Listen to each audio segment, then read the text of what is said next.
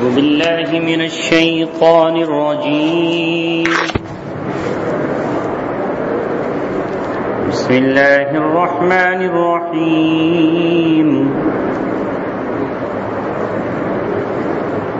أم حسبت أن أصحاب الكهف والرقيم كانوا من آياتنا عجبا إذ أوى الفتية إلى الكهف فقالوا ربنا آتنا من لدنك رحمة وهيئ لنا من أمرنا رشدا فضربنا على آذانهم في الكهف سنين عددا ثم بعثناهم لنعلم أي الحزبين أحصى لما لبثوا ومدى نحن نقص عليك نبأهم بالحق إنهم فتية آمنوا بربهم وزدناهم هدى وربطنا على قلوبهم إذ قاموا فقالوا ربنا رب السماوات والأرض لن ندعو من دونه إلها لقد قلنا إذا شططا هؤلاء قوما اتخذوا من دونه آلهة لولا يأتون عليهم بسلطان بين فمن أظلم ممن افترى على الله كذبا صدق الله مولانا العلي العظيم.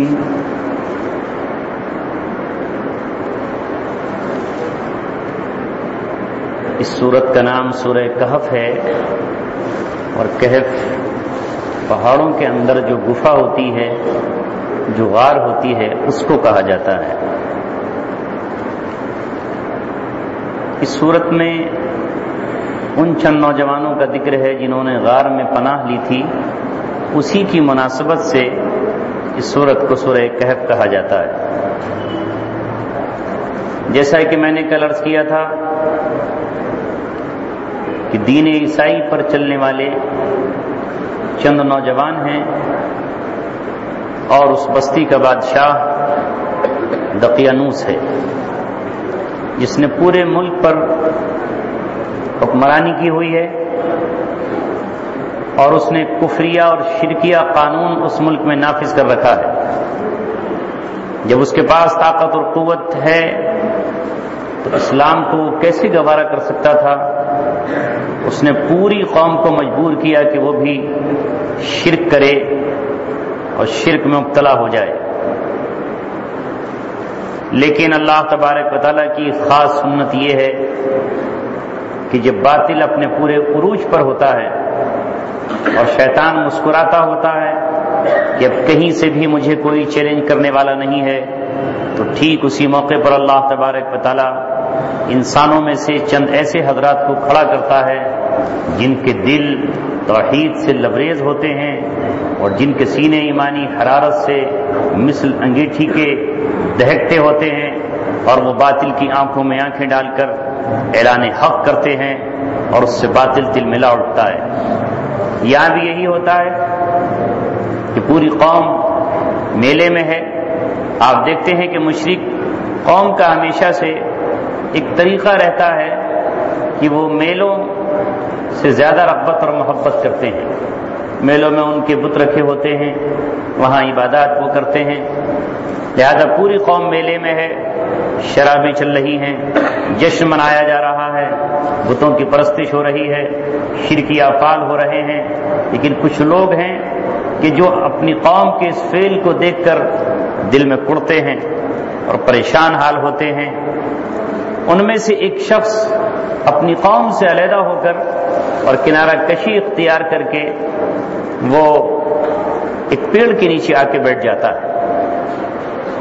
اتنے میں ایک اور نوجوان ہے، وہ بھی اس کے پاس آ کے بیٹھ جاتا ہے. دیکھتے ہی دیکھتے یہ چند نوجوان ہیں جو ایک پیڑ کے نیچے بیٹھتے ہیں، لیکن ابھی کوئی کسی سے گفتگو نہیں کر رہا. سب ایک دوسرے کے چہرے کو تک رہے ہیں. بالآخر ایک نے ہمت کر کے اپنی زبان کھولی، کیونکہ جب ماحول اس طرح ہوتا ہے کہ کوئی ظالم طاقت بادشاہ بن جاتی ہے تو انسان گھبرانے لگتے ہیں کہ کہیں ایسا نہ ہو ہم پکڑ لیے جائیں، ہم قید کر لیے جائیں، ہماری جاسوسی ہو جائے، کوئی مخبر بیٹھا ہو اور وہ حکومت سے جا کے ہماری کوئی بات کہہ دے، تو اس لیے ایک دوسرے پر آدمی اعتبار نہیں کرتا اور دل کی بات نہیں کہہ پاتا۔ لیکن اس ایک نوجوان نے ہمت کر کے یہ کہا کہ بھئی ہم آپس میں جو یہاں بیٹھے ہیں ایک دوسرے کا تعارف تو کرائیں کہ پوری قوم میلے میں ہے اور ہم یہاں کیوں ہیں۔ تو انہوں نے کہا کہ آپ ہی بتائیے آپ کیوں یہاں آئے ہیں۔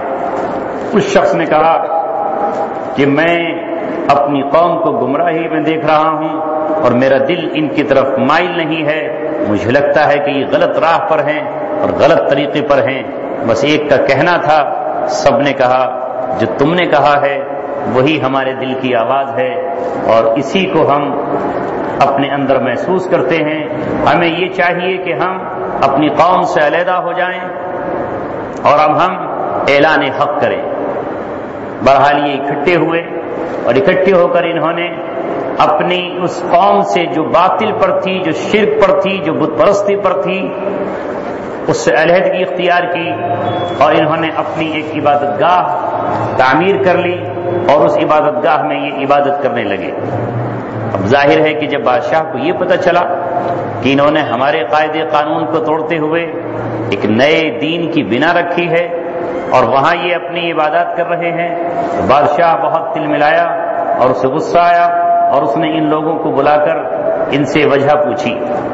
تو انہوں نے کہا کہ ہم شرک نہیں کر سکتے، اللہ تبارک و تعالیٰ کی ذات تنہا ہے، وہ اکیلا ہے، کوئی پتھر کی مورتی یا کوئی لکڑی کا صنم اس کے برابری نہیں کر سکتا۔ اب ظاہر ہے کہ بادشاہ کے سامنے زبان کھولنا اور اس کے قاعدے قانون کو توڑ دینا اور اس کے دین سے بیزاری کا اظہار کرنا اپنی موت کو دعوت دینا تھا۔ بادشاہ نے سمجھانے کی کوشش کی کہ معاذ آ جاؤ، روایات میں یہ بھی لکھا ہے کہ یہ معمولی گھرانے کے نوجوان نہیں تھے بلکہ اس ملک کی یہ رائل فیملی کے نوجوان تھے جن کا اعلیٰ خاندانوں سے تعلق تھا، جن کے باپ دادا گرے پڑے گھرانوں سے نہیں بلکہ سرمایہ دار لوگوں سے ان کا تعلق تھا، کیونکہ ایسے ویسے لوگوں سے تو بادشاہ کیا ان کی پرواہ کرتا۔ لیکن جب اس نے دیکھا کہ یہ تو فلاں گھرانے کا ہے، یہ تو فلاں خاندان کا ہے، اس کا فلاں سے تعلق ہے، تو فوراً بادشاہ نے ان کو سزا دینے کی ہمت نہیں کی اور اس نے یہ کہا کہ مجھے تمہاری جوانیوں پر پیار آ رہا ہے، مجھے تمہاری حسن و جمال پہ پیار آ رہا ہے، اس لیے میں تمہیں چھوڑ دیتا ہوں، تمہارے علاوہ اگر کوئی اور ہوتا تو اسے سولی پر لٹکا دیتا اور موت تک انہیں پہنچا دیتا۔ پھر بھی اس نے کہا کہ میں تمہیں غور و فکر کی دعوت دیتا ہوں، تھوڑے دن اور سوچ لو، واپس آ جاؤ، پلٹ آؤ، جیسا کہ ہر ظالم بادشاہ کہتا ہے کہ ہم مہلت دے رہے ہیں، لوٹ کے آ جائیں ورنہ پھر ہم اپنی سی پر آ جائیں گے۔ اب ان نوجوانوں نے دیکھ لیا کہ بادشاہ سے ٹکراؤ شروع ہو گیا ہے اور خبر محلوں تک پہنچ گئی ہے اور ہماری تعداد بہت مختصر ہے، ہم اس بادشاہ کا مقابلہ نہیں کر سکتے۔ تو اپنے ایمان کو بچانے کے لیے اور اپنے دین کی حفاظت کے لیے ان حضرات نے پھر یہ طے کیا کہ اب اپنا یہ ملک اور اپنا یہ شہر چھوڑ دو، جس کو ہجرت کہا جاتا ہے، ہجرت کر کے یہاں سے نکل جاؤ۔ لہذا انہوں نے ہجرت کا من بنا لیا اور ارادہ کر لیا کہ ہم اب اپنے ماں اور باپ اور خاندان، کنبے اور قبیلے، عیش و آرام سب کو چھوڑ کر نکل کھڑے ہوتے ہیں اور یہ وہاں سے اس ملک کو چھوڑ کر نکل چلے۔ اب انہوں نے جا کر تھک کے چور ہوئے تو ایک غار میں پناہ لینے کی سوچی، کیونکہ اب یہ کہاں جا سکتے تھے، کہاں ٹھہر سکتے تھے، یہ تو ظاہر ہے کہ موسٹ وانٹیڈ قرار دیے گئے تھے۔ بادشاہ نے ان کو قتل کا ارادہ کر لیا تھا، جو مہلت، جو ڈیڈ لائن اس نے دی تھی وہ ڈیڈ لائن گزر چکی تھی، لہذا اب انہوں نے سوچا کہ یہاں سے نکل کر کہیں پناہ لینی چاہیے۔ تو پناہ کون دے سکتا تھا انہیں؟ لہذا پناہ پہاڑ ہی دے سکتے تھے، اس لیے پہاڑوں کی وادیوں میں گئے اور ایک غار میں پہنچ گئے۔ غار میں پہنچے تو سفر کی تکان اور ذہنی پریشانی الگ، وطن کو چھوڑا اور اپنے عمدہ گھرانوں کو چھوڑ کر آئے، کیونکہ ان کا تعلق معمولی خاندانوں سے تو تھا نہیں، یہ تو اعلیٰ درجے کے لوگ تھے، اس لیے غار میں پہنچے اور لیٹ گئے۔ بس اللہ تبارک و تعالیٰ نے لیٹتے ہی ان پر نیند اور سکون کو جاری فرما دیا، نیند اللہ تعالیٰ نے ان پر غالب کر دی اور یہ سو گئے۔ خود قرآن کریم کا بیان ہے کہ کتنے دنوں تک سوتے رہے؟ 309 سال تک، 3 صدیاں، اور چوتھی صدی کے بھی 9 سال تک اللہ تبارک و تعالیٰ ان کو سلاتا رہا۔ اب 300 سال میں تو کتنے انقلاب آ گئے ہو، کتنا انقلاب آ گیا ہوگا۔ لہذا جب یہ شہر سے غائب ہوئے تو ان کی تلاش شروع ہوئی، جیسا کہ ہر کافر بادشاہ کو تلاش شروع ہوتی ہے۔ آپ یہ بات اچھی طرح جان لیں کہ کافر حکمران اور کفریہ معاشرہ ہجرت بھی آسانی سے نہیں کرنے دیتا۔ کہنے کو تو آدمی کہہ دے کہ ہجرت، لیکن اگر پتہ چل جائے کہ کسی نے دارالاسلام کی طرف، دارالامان کی طرف ہجرت کر لی ہے تو چاروں طرف پہرے بٹھا دیے جاتے ہیں اور پوری تفتیشی ایجنسیاں لگا دی جاتی ہیں کہ آخر یہ کیوں وہاں پر پہنچے ہیں۔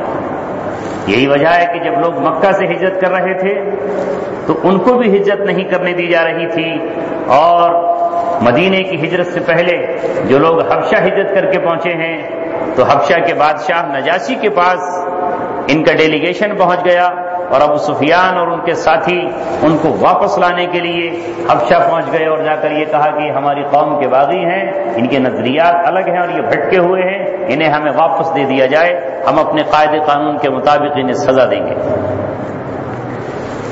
تو جب یہ ہجرت کر کے نکل گئے یہاں سے تو اب ان کے نام لکھ لکھ کر اشتہارات میں دے دیے گئے، تختیوں پر نام لکھ دیے گئے۔ کسی نے ان کو دیکھا ہے، کوئی ان کو پہچانتا ہے، جو ان کو لے کر آئے اسے انعام دیا جائے گا، جو ان کا پتہ بتائے اسے انعام ملے گا۔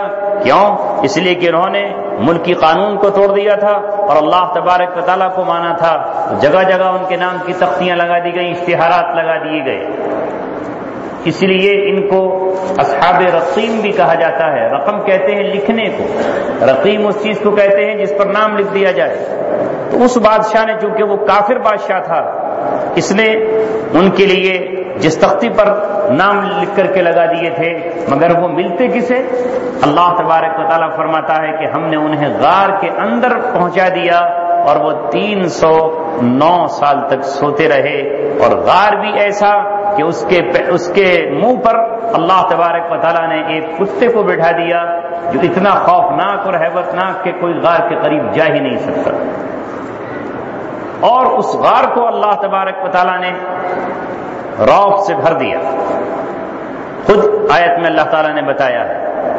بعض حضرات فرماتے ہیں کہ حضرت امیر معاویہ رضی اللہ تعالیٰ ایک موقع پر کسی علاقے میں جنگ کے لیے نکلے تو انہیں یہ پتا چلا کہ یہ وہی غار ہے جہاں اصحاب کہف تھے، تو انہوں نے اندر داخل ہونے کی کوشش کی، تو ایک صحابی نے کہا کہ آپ اندر کیسے چلے جائیں گے؟ اللہ تبارک و تعالیٰ نے تو قرآن میں فرمایا ہے کہ اس کو اللہ نے رعب سے بھر دیا ہے۔ انہوں نے کہا کہ وہ ان کی زندگی کا معاملہ ہوگا، اب تو بہت زمانہ گزر گیا ہے، ہم اندر داخل ہونے کی کوشش کرتے ہیں۔ وہ اور جب ان کے ساتھی اندر داخل ہونا انہوں نے چاہا اس غار میں، تو اتنی تیز ہوا آئی تو اس نے غار سے نکال کے باہر کر دیا۔ تو ان آیات میں اللہ تبارک و تعالیٰ نے ان اصحاب کہف کا ذکر کیا ہے جو غار کے اندر رہے۔ اب ان کے سلسلے میں روایات مختلف ہیں۔ بعض حضرات کہتے ہیں کہ وہ ابھی بھی سو رہے ہیں۔ 309 سال کے بعد اللہ تعالیٰ نے ان کو جگایا۔ 309 سال کے بعد جب وہ جاگے تو اب بھوک محسوس ہوئی اور آپس میں پوچھنے لگے کہ بھئی ہم کب سے سو رہے ہیں یہاں؟ 309 سال سونے کے بعد بھی کسی نے کہا کہ بس ایسا لگتا ہے جیسے ابھی آ کر سوئے تھے، مشکل سے شاید صبح سوئے تھے، دوپہر ہوئی ہے۔ جب گہری نیند ہوتی ہے تو آدمی کو یہ بھی پتہ نہیں چلتا کہ میں دن میں سو رہا ہوں کہ رات میں۔ ابھی سحری کھا کے آدمی سوتا ہے تو بعض دفعہ سوچتا ہے کہ عشاء پڑھ کے سویا ہوں اور معلوم یہ نہیں کہ صبح کو سو رہا ہے۔ جب زیادہ گہری نیند ہو اور اس میں خمار اتنا زیادہ ہو تو محسوس نہیں ہو پاتا۔ تو اب ان حضرات نے اٹھ کر یہ کہا کہ کتنا سوئے ہیں ہم، تو ایک نے کہا کہ بس صبح سوئے ہوں گے یا شام سوئے ہیں. اختلاف ہوا دونوں طرف. تیسرے گروہ نے کہا کہ ارے یہ بحث کا معاملہ نہیں ہے، جتنے بھی سوئے ہوں اللہ تبارک و تعالیٰ زیادہ جانتا ہے، ایک رات سوئے یا 2 رات سوئے، ہمیں تو ابھی کچھ پتہ نہیں چل رہا، ہم غار میں ہیں. وہاں سے پھر یہ چند سکے لے کر جو ان کے پاس تھے، ایک ساتھی کو انہوں نے بھیجا اور کہا کہ بھئی دیکھو شہر میں جا کر چپکے سے کھانا تلاش کرنا اور کھانا لے کر آ جانا، ورنہ اگر بادشاہ کو پتہ چل گیا تو ظاہر ہے کہ ہم تو وانٹڈ ہیں بادشاہ کی نظر میں، وہ ہمیں پکڑے گا اور قتل کر دے گا. تو بہت چپکے سے جانا اور چپکے سے جا کر کے کھانا لے آنا. لیکن انہیں کیا پتا کہ اب زمانہ بدل چکا ہے، 3 صدیاں ہو چکی ہیں اور 4تھی صدی کا بھی نواں سال یہاں پر آ گیا ہے. اب حال یہ تھا کہ اب اس ملک پر جو بادشاہت کر رہا تھا وہ کافر نہیں بلکہ مسلمان تھا.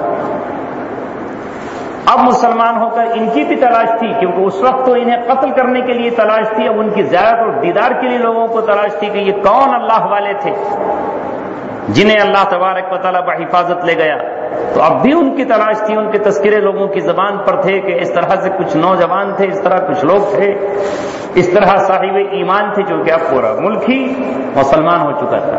یہ تو اللہ تبارک و تعالیٰ کے ہاتھ میں ہے کہ اللہ رب العزت کب کس ملک کو تبدیل کر دے اور قوموں کی قومیں بدل جائیں. راز جب کھلا کہ جب انہوں نے دکان پر کھانے کے لیے سکہ دیا اور جب اس دکان کے مالک نے، صاحب ہوٹل نے سکہ دیکھا تو وہ تو 3 صدی پرانا تھا، اس پر اس زمانے کے بادشاہ کی تصویر تھی جو وہ تھا.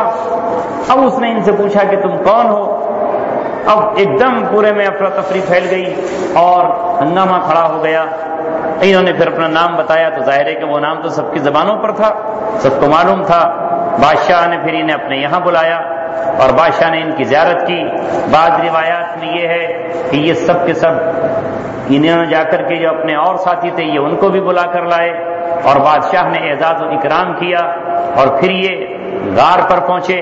جب یہ غار کے اندر گئے تو اللہ تبارک و تعالیٰ نے پھر غار کے اوپر اپنا پردہ ڈالا اور بادشاہ اندر داخل نہیں ہو سکا اور یہ غار کے اندر جا کر سو گئے. اس لیے بعض حضرات نے فرمایا ہے کہ وہ ابھی تک سو رہے ہیں اور قیامت تک سوتے رہیں گے.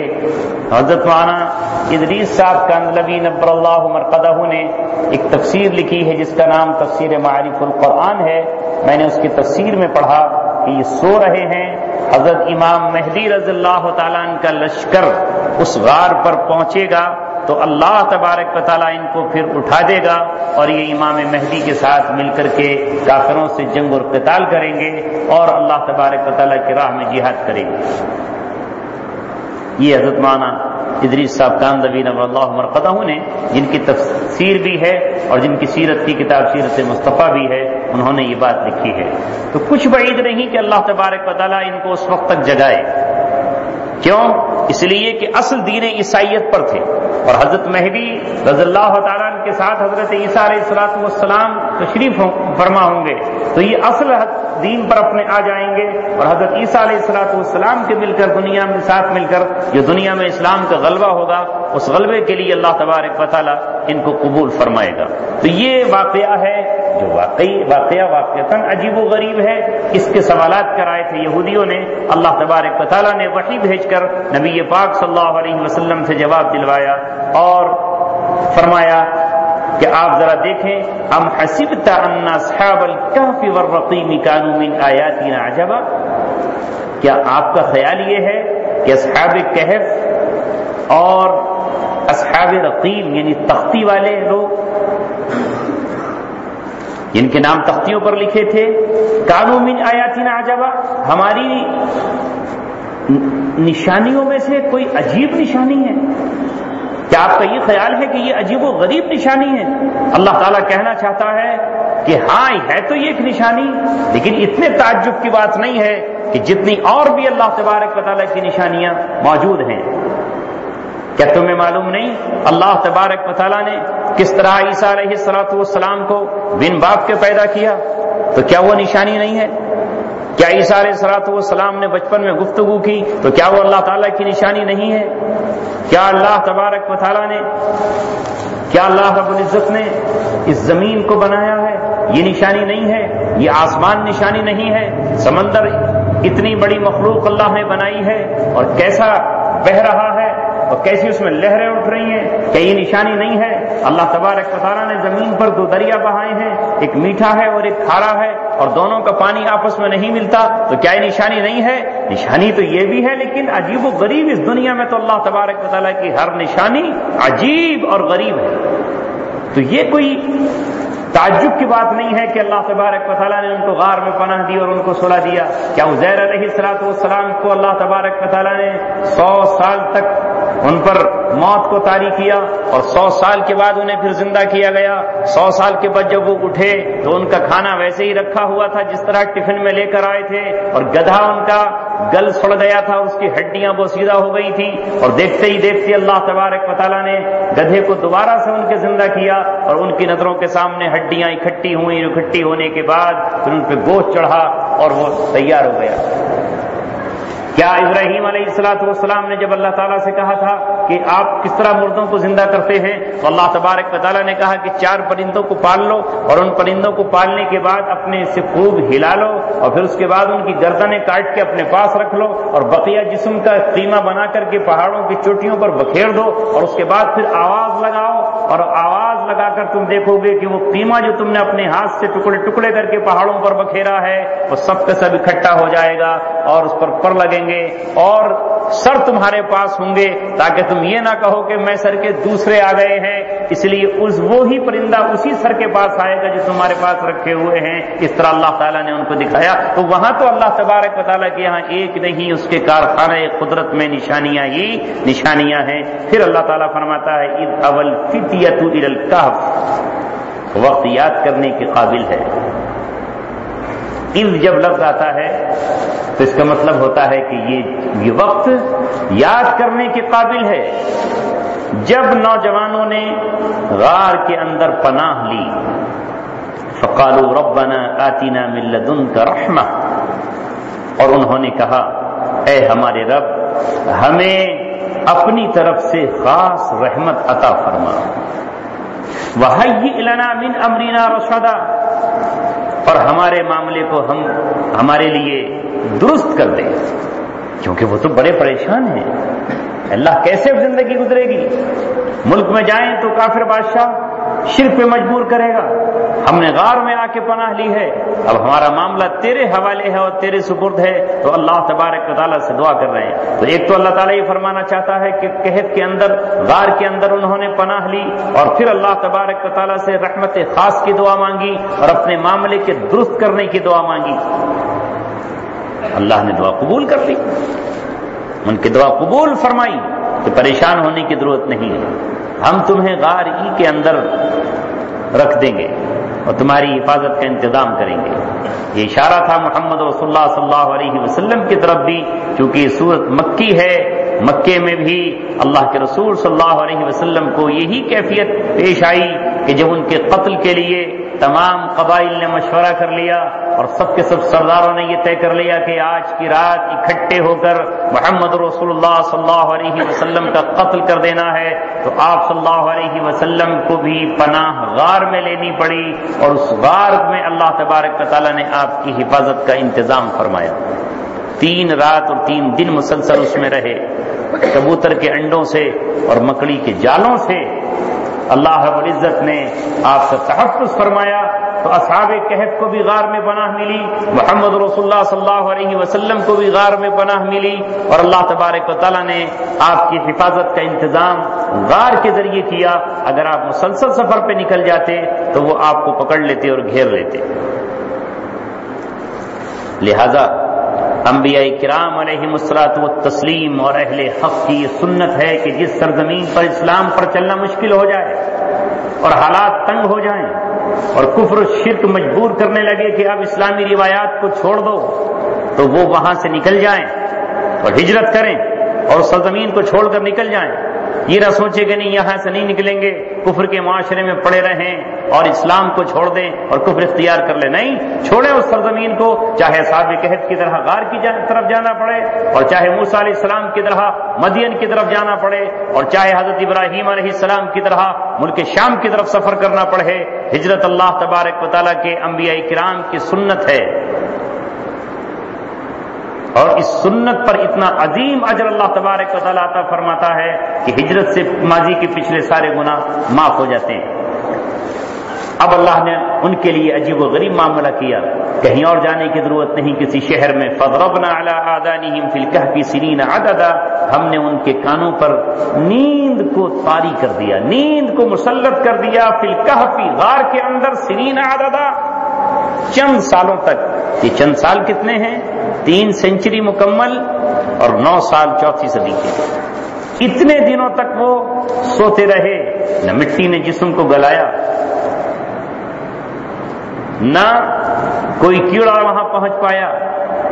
پھر اللہ تعالیٰ فرماتا ہے ثم بعثناہم، ہم نے پھر ان کو دوبارہ اٹھایا، لنعلم ای الحزبین احصی لما لبثوا امدا، تاکہ ہم جان لیں کہ 2 جماعتوں میں سے کون سی جماعت ہے جس نے زیادہ محفوظ کر رکھا ہے وہاں پر ٹھہرنے کی مدت کو.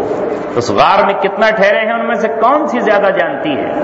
پھر اللہ تعالیٰ فرماتا ہے نحن نقص علیک نبأ بالحق، یہ کوئی افسانہ نہیں، من گھڑت کہانی نہیں، یہ کسی انسان کی لکھی ہوئی کوئی ناول کی کتاب نہیں. نحن نقص علیک نبأهم بالحق، ہم آپ کے سامنے ان کی خبر کو بالکل سچ سچ بیان کر رہے ہیں، بالحق، حق کے ساتھ بیان کر رہے ہیں، ایسا ہوا ہے. انہم فتیۃ آمنوا بربہم وزدناہم ہدی، بے شک وہ چند نوجوان تھے جو اپنے رب پر ایمان لائے، وزدناہم ہدی، اور ہم نے ان کی ہدایت کو اور بڑھا دیا. یہ اللہ کا خصوصی فضل ہوتا ہے کہ اللہ تبارک و تعالیٰ کسی کو ہدایت کی توفیق دے اور پھر ہدایت پر جمع بھی دے. ورنہ کتنے لوگوں کو ہدایت تو مل جاتی ہے لیکن پھر جم نہیں پاتے. اس لیے رسول پاک صلی اللہ علیہ وسلم نے دعا کی ہے ربنا لا تزغ قلوبنا بعد اذ ہدیتنا، اے اللہ ہمارے دلوں کو ہدایت دے دینے کے بعد موڑ نہ دینا. ورنہ کتنے لوگوں کو ہدایت ملی اور اس کے بعد پھر دل پھرے اور کہیں اور چلے گئے. تو یہاں فرمایا اللہ تعالیٰ نے کہ وہ ایمان لائے اپنے رب پر. یہ چند نوجوان تھے. عموماً آپ دیکھیں گے تو کفر و شرک کے معاشرے میں اعلان حق کرنے والی جماعت نوجوانوں کی جماعت ہوتی ہے اور وہ زمین پر انقلاب برپا کرتی ہے. ان کی عمریں 25 سال سے لے کر 40 اور 42 سال کے درمیان ہوتی ہے. وہ انقلاب برپا کر دیتی ہے. مکہ میں جو انقلاب آیا تو آپ دیکھیں محمد رسول اللہ صلی اللہ علیہ وسلم کی عمر 40 سال، ابوبکر صدیق کی عمر بھی تقریباً اتنی ہی، حضرت عمر اور حضرت عثمان یہ اس طرح عمر لمسم ایک دوسرے کے برابر ہیں. تو یہ نوجوان ہیں اور ان نوجوانوں نے سرزمین مکہ پر انقلاب برپا کر دیا. نبی جو بھی جس کو نبوت ملی، علماء نے لکھا ہے کہ 40 سال کی عمر میں اس کو نبوت دی گئی ہے. تو 40 سال کی عمر اور اس کے ساتھ آنے والے یہی 25 35 30 40 تک کی عمر کے لوگ ہوتے ہیں اور یہ انقلاب برپا کرتے ہیں. تو ان کو بھی قرآن کہتا ہے انہم فتیۃ آمنوا بربہم وزدناہم ہدی، کیونکہ یہ عمر کی وہ اسٹیج ہوتی ہے جس میں آدمی اپنی کشتی سمندر میں ڈال کر پرواہ نہیں کرتا. جب وہ 60 65 تک پہنچتا ہے تو سوچتا ہے کہ ارے ابھی تو بچے ہیں اور یہ ہے اور وہ ہے، وہ بہت مشکل سے آگے بڑھتا ہے. پھر آگے اللہ فرماتا ہے وَرَبَطْنَا عَلَىٰ قُلُوبِهِمْ إِذْ قَامُوا، اور جب وہ کھڑے ہوئے، اِذْ قَامُوا قیام کھڑے ہونے کو کہتے ہیں، اِذْ قَامُوا جب وہ باطل کے مقابلے پر کھڑے ہو گئے، وَرَبَطْنَا عَلَىٰ قُلُوبِهِمْ تو ہم نے ان کے دلوں کو باندھ دیا، دلوں کو مضبوط کر دیا. اصل تو دل ہے، دل اکھڑ جائے تو کیا کرے گی فوج؟ بڑی بڑی فوجوں نے ہتھیار ڈال دیے، 90 ہزار فوج اور ہتھیار ڈالے پڑی ہے. تعداد 90 ہزار ہے، لاکھوں کی تعداد ہے. لیکن جب دل اکھڑے اور گھبراہٹ پیدا ہوئی تو ہتھیار ڈال دیے. صحابہ کرام 313 ہیں، لیکن 313 میں آپ اندازہ لگائیں کہ 8 تلواریں یا 6 تلواریں ان کے پاس ہیں کل، باقی سب کے سب خالی ہاتھ ہیں، اور سامنے جو مد مقابل لشکر کھڑا ہوا ہے وہ لشکر اتنا طاقتور ہے کہ اسلحے اور ویپن سے بھرا ہوا ہے، لیکن یہ 313 اپنے مقام پر کھڑے ہیں۔ 313 میں آپ لگا لیں تو 307 کے پاس تلواریں ہیں، وہ 307 خالی ہیں، 6 کے پاس ہے، 307 کے پاس کچھ نہیں ہے، کوئی چیز ان کے پاس نہیں ہے، لیکن دل اتنے مضبوط ہیں کہ مجال کیا ہے کہ پیچھے ہٹ جائیں، سوال ہی پیدا نہیں ہوتا۔ تو یہ دل کون مانتا ہے؟ اللہ تبارک و تعالیٰ۔ وربطنا علی قلوبہم، اور ان کے دلوں کو ہم نے باندھ دیا اس قاموں، جب وہ کھڑے ہوئے، جب کوئی قوم حق کا نعرہ لے کر اور پرچم حق لے کر کھڑی ہو جاتی ہے اور رضا صرف اللہ تبارک و تعالیٰ کی ذات ہوتی ہے، تو اللہ ان کے دلوں کو باندھ دیتا ہے۔ جن کا یقین اللہ پر نہیں ہوتا وہ کہتے ہیں کہ ایسے کیسے ہو جائے، انہیں معلوم نہیں ہوتا کہ فرشتے ان کے دائیں بائیں کھڑے ہوتے ہیں اور ان کے دلوں کی تائید کرتے ہوتے ہیں۔ تو اللہ تعالیٰ فرماتا ہے کہ ہم نے ان کے دلوں کو باندھ دیا، لیکن کب؟ اذ قاموا، جب وہ کھڑے ہوئے۔ کھڑا تو ہونا پڑے گا، ہمت تو کرنی پڑے گی، بیٹھے بٹھائے کچھ نہیں ہوتا۔ فقالوا ربنا رب السماوات والارض، اور انہوں نے اعلان کر دیا اس معاشرے میں کھڑے ہو کر، اس میلے میں اور پوری بستی میں اعلان کیا کہ ہمارا رب کون ہے؟ رب السماوات والارض، وہ جو ہے جو آسمانوں کا بھی رب ہے اور زمین کا بھی رب ہے۔ لن ندعو من دونہ الہا، ہم اس کے علاوہ کسی کو معبود نہیں مانیں گے، نہیں پکاریں گے اس کے علاوہ کسی کو بھی معبود۔ لقد قلنا اذا شططا، اگر ہم ایسا کر لیں کہ ہم اس کے علاوہ کسی کو معبود مان لیں تو یہ تو بہت ہی عقل سے پرے کی بات ہے، یہ تو عقل میں کیسے آ جائے گی کہ اللہ تبارک و تعالیٰ کے علاوہ بھی کوئی اور ہے۔ لہذا انہوں نے کوہرام مچا دیا اس پورے معاشرے میں، لوگوں کے ذہنوں کی چولیں ہل گئیں، کہا ہؤلاء قومنا، یہ ہے ہماری قوم، اتخذوا من دونہ آلہہ، کہ جس نے اللہ کو چھوڑ کر بہت سارے معبود بنا لیے، نہ جانے کتنوں کے سامنے سر جھکا رہے ہیں، نہ جانے کتنوں کے آرڈر تسلیم کر رہے ہیں۔ لو یاتون علیہم بسلطان بین، اگر یہ کہتے ہیں تو پھر یہ اس پر کوئی کھلی ہوئی دلیل کیوں نہیں لاتے؟ فمن اظلم ممن افترى علی اللہ کذبا، اس سے بڑا ظالم کون ہوگا جو اللہ تبارک و تعالیٰ پر جھوٹ گھڑ رہا ہو کہ یہ بھی اللہ ہے اور یہ بھی رب ہے اور یہ بھی ہے اور یہ بھی ہے اور یہ بھی ہے، اس سے بڑا ظالم کون ہے؟ لہذا زمین پر سب سے بڑے ظالم وہ لوگ ہوتے ہیں جو پتھروں کے سامنے اپنے سر جھکاتے ہیں اور بے جان مخلوق کو، کم ترین مخلوق کو اللہ تبارک و تعالیٰ کا درجہ دیتے ہیں، یہ لوگ ظالم ہوتے ہیں زمین پر۔ اس لیے انہوں نے کہا ومن اظلم، ان سے بڑا ظالم کون ہو سکتا ہے جو اللہ تبارک و تعالیٰ پر جھوٹ گھڑتے ہوں۔ پھر اپنے آپس میں کہتے ہیں وَإِذِ اعْتَزَلْتُمُوهُمْ، وَإِذِ اعْتَزَلْتُمُوهُمْ، اور جب تم نے ان سے علیحدگی اختیار کر ہی لی ہے، کس سے؟ کافروں سے۔ مسلمانوں کا معاشرہ الگ ہوتا ہے، ان سے الگ ہوتا ہے، دونوں کے درمیان بیچ میں دوری ہوتی ہے۔ وَإِذَا اعْتَزَلْتُمُوهُمْ، جب تم ان سے علیحدہ ہو ہی گئے ہو، وَمَا يَعْبُدُونَ، اور ان کے بتوں سے بھی علیحدہ، دونوں سے علیحدگی اختیار کی جاتی ہے، مشرکوں سے بھی اور مشرکوں کی جو معبودان باطل ہوتے ہیں ان سے بھی، اور جب تم ان سے علیحدہ ہو ہی گئے ہو اور جن کی وہ عبادت کرتے ہیں ان سے بھی علیحدہ ہو گئے ہو، الا اللہ، سوائے اللہ تبارک و تعالیٰ کے، فأووا الی الکہف، تو غار کی طرف چلو، ینشر لکم ربکم من رحمتہ، تمہارا رب تم پر اپنی رحمت کو بکھیر دے۔ اللہ سے کیسا یقین کہ چلو اس معاشرے کو چھوڑ کر، مت پرواہ کرو کہ باپ کا کتنا بڑا بزنس ہے، مت دیکھو کہ ماں کس خاندان سے ہے، مت دیکھو کہ کتنی تجارت کی دکانیں اور کتنی منڈیاں ہیں، مت دیکھو کتنے باغات اور کیسی عیش و عشرت ہے، چھوڑ دو یہ مخمل کا بستر سب کچھ۔ ینشر لکم ربکم من رحمتہ، تمہارا رب اپنی رحمت تم پر بکھیر دے گا۔ وَيُهَيِّئْ لَكُم مِّنْ أَمْرِكُم مِّرْفَقًا، اور اللہ تبارک و تعالیٰ تمہارے معاملے کو بالکل نرم کر دے گا، راستے کھول دے گا۔ اللہ تعالیٰ فرماتا ہے قرآن مقدس میں وَمَن يُهَاجِرْ فِي سَبِيلِ اللَّهِ، جو ہجرت کرے گا اللہ تبارک و تعالیٰ کے راستے میں، یجد فی الارض مراغما کثیرا، تو وہ اللہ کی زمین پر بہت ساری مال غنیمت پائے گا۔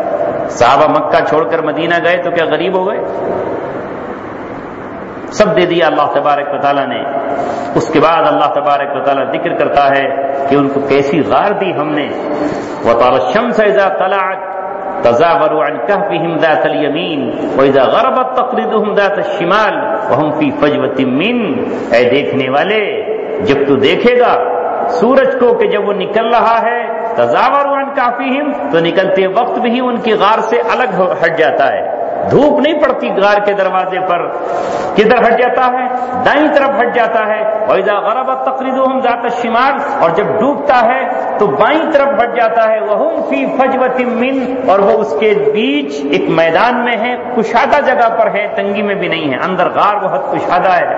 تو اس طرح غار کا منہ اللہ نے بنایا کہ سورج نکلے تو غار میں نہ جائے، اور سورج ڈوبے تو دھوپ نہ جائے، تاکہ ان کی آنکھ کھلے یا ان کو تکلیف پہنچے۔ نکلتے وقت بھی سورج سے محفوظ ہیں اور چھپتے وقت بھی سورج سے محفوظ ہیں۔ اس طرح اللہ نے ان کو بنایا، اس غار میں پہنچایا۔ ذالک من آیات اللہ، یہ اللہ تبارک و تعالیٰ کی آیتیں ہیں۔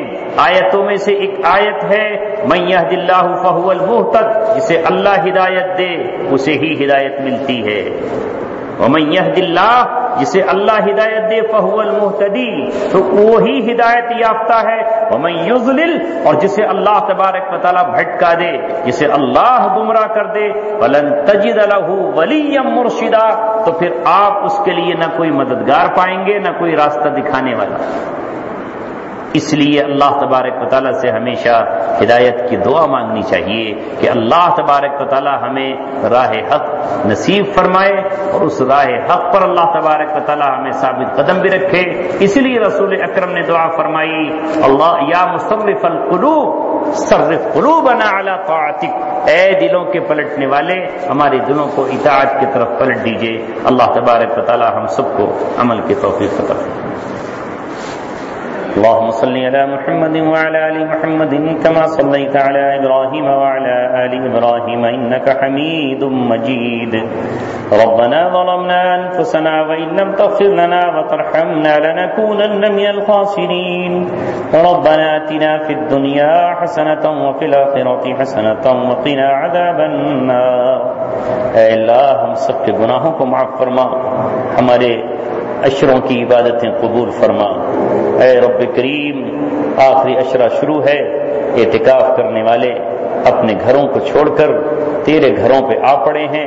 ان حضرات کی دعاؤں میں ہمیں بھی شریک فرما، ان حضرات کے آنسوؤں میں ہماری حصہ داری فرما، ان حضرات کی زبانوں پر ہماری بھی دعائیں جاری فرما۔ اے رب کریم، ساری دنیا کے معتکفین مسجد نبوی اور حرم سے لے کر جہاں جہاں بیٹھے ہوئے ہیں ان سب کے اعتکاف قبول فرما۔ اے اللہ، امت کی دعاؤں کو قبول فرما۔ تنہائیوں میں جو امت دعائیں مانگ رہی ہے وہ قبول فرما۔ جو امت جیل کی سلاخوں میں پڑے ہوئے لوگ ہیں اور بے گناہ ان کو جکڑ دیا گیا ہے، رات کے اندھیروں میں بلک بلک کر تڑپ تڑپ کر ان کی آنکھ سے جو آنسو ٹپکتے ہیں اور ان کے دبوں سے جو دعائیں نکلتی ہیں ان سب کو قبول فرما لے۔ اے اللہ، قیدیوں کو آزادی نصیب فرما، اور جو لوگ جھوٹے مقدمات میں پھنسے ہوئے ہیں ان کو آزادی نصیب فرما، مقدمات سے بری ہونا ان کو نصیب فرما۔ اور اے رب کریم، جن حضرات کو بیماری نے گھیر لیا ہے ان کو صحت کامل عطا فرما، جن کے گھروں میں اولاد نہیں ہے اولاد نصیب